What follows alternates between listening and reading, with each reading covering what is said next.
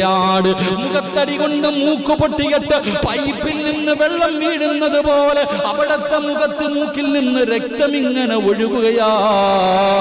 തന്റെ കൂടപ്പറപ്പ് താഴെ കിടന്ന് രക്തത്തിൽ കിടന്ന് പിടയുകയാണ്. സുബ്ഹാനല്ലാഹ്. ഉമർ തങ്ങളാ കൂടപ്പറപ്പ് രക്തത്തിൽ കിടന്ന് പിടയുന്നത് കണ്ടപ്പോ അവിടത്തെ മനസ്സങ്ങ് ഇടറിപ്പോയി. എത്രയൊക്കെയാണെങ്കിലും സഹോദരിയല്ലേ, ഒരു ഗർഭാശയത്തിൽ കിടന്ന കൂടപ്പറപ്പല്ലേ. ഉമർ തങ്ങളുടെ കോപമങ്ങ് വല്ലാതെ താഴുകയാണ്. തന്റെ സഹോദരിയുടെ ചാരത്തേക്ക് കടന്നു ചെന്നു. ഉമർ മിണ്ടാതെ കുറച്ചു നേരം അതിനകത്തിരുന്നു. എന്നിട്ട് ഫാത്തിമയോട് ചോദിക്കുന്നു, ഫാത്തിമ,